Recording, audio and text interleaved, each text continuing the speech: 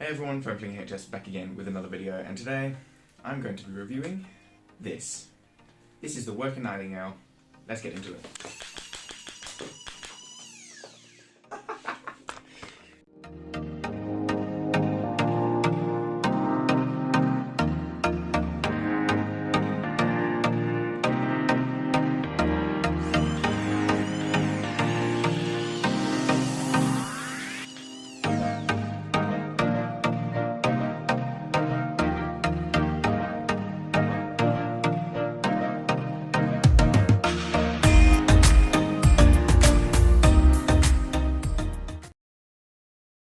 Okay, so this is going to be a full review on the Nightingale. The Nightingale is a mag in handle with a new mag style flywheel pistol that uses a LiPo and it shoots really hard. So let's get into it. Okay, so I'm going to go from tip to end, which is logical. Alright, so up here we have our nice muzzle. This can be changed from black and orange in whichever colorway that you do have. I decided to go with orange. You can option for black, a black muzzle and a black, other things as well. But orange is the safest if you want to use this out in public, which I am. So you can choose orange. But just a quick disclaimer: the color of each little bit here doesn't represent the power level of the blaster. So let me explain about that. There are two power levels that you can choose from the Nightingale. You can get the high power version, which this one is, and you can get the low power version. They have different costs and they have different FPS claims, with the lower version being about 88 FPS averages, and then this being about 120 to 130. Okay, with that out of the way, let's keep moving. As you can see, there are two screws on the top of the blaster. These are to attach some metal accessories. The parts that I've shown earlier, the tip, battery door, and this thing here, trigger guard, can all be exchanged for metal variants.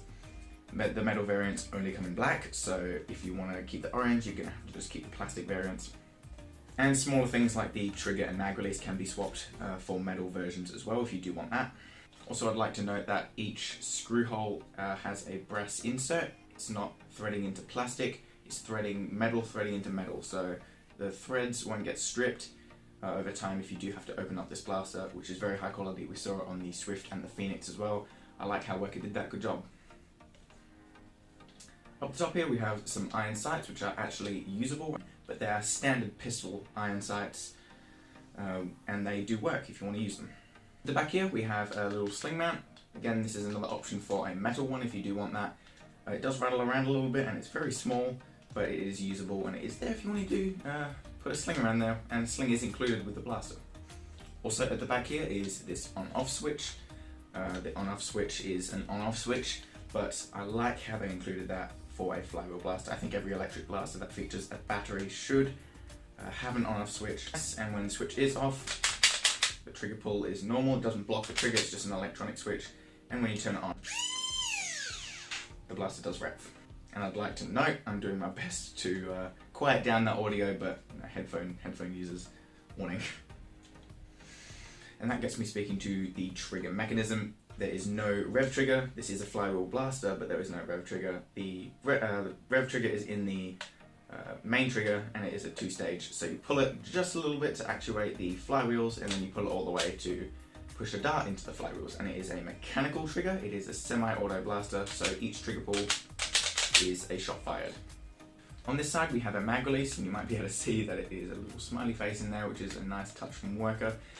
One of the metal upgrades as well does still maintain the smiley face, so if you do like that, the metal version does have it too. Moving down to the grip is very comfortable, and because it uses these new mags, which I'll get to in a second, it is very small, but not too small. Because it's a mag in handle grip, just like that, it's very comfortable. It feels just like something like a Strong Arm or a Disruptor by Nerf, but it features a mag in it, which is really cool. And the grip texture is also rubber, and you can take off the sleeve to disassemble the blaster. It is very nice, it feels high quality, a little Worker branding in there as well. The mag well is not really flared at all, but it's fine. I've found mag insertions to be really smooth anyway, so I don't really think it matters. The mag release works very well and insertion is nice and smooth. Okay, let's get to these new mags. They are obviously short mags, but they are a lot smaller and a lot thinner in diameter. I'll give you some B-roll footage of a normal Talon mag next to this, but it's tiny. It is an angled variant, so just like the Phoenix mag, but it is a lot smaller. It's not flimsy at all. It still feels high quality, but it's tiny. But so far these mags are not compatible with any other blaster other than the Nightingale.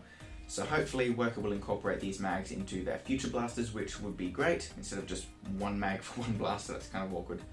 Okay, that is a full overview of the blaster. Now, let's see it fire.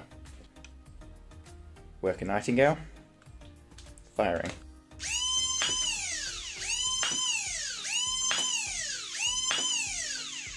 A little bit faster. Now with some older Gen 2 projectiles.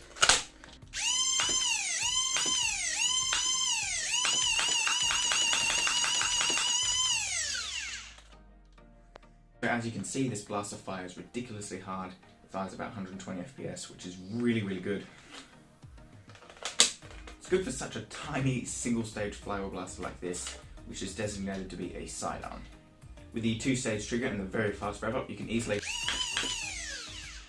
do nice little pop shots, and if you see someone around the corner, very easy to just quickly pop one off.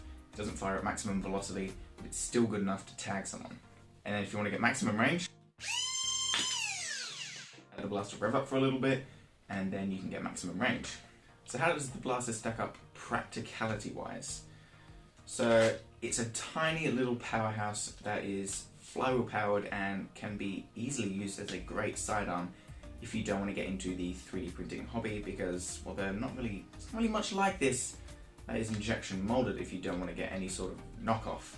So if you're anyone looking for a sidearm and you don't want to 3D print anything and you're kind of new to the hobby but you still want to be fairly competitive, this is a great option because all you have to do is buy it, buy a lipo, and you're good to go. It does use a new mag type, so I recommend stocking up on these. Apart from that, it is a really good starter pistol.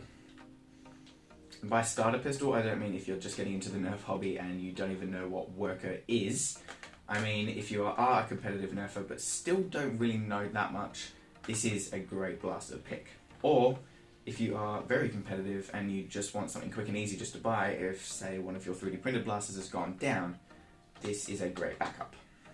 Pros include very small compact size for its insane power, tiny mag, which means nice comfortable grip, extremely nice build quality, but cons include small battery tray. You have to get a specific lipo with an XT30 connector to fit in here.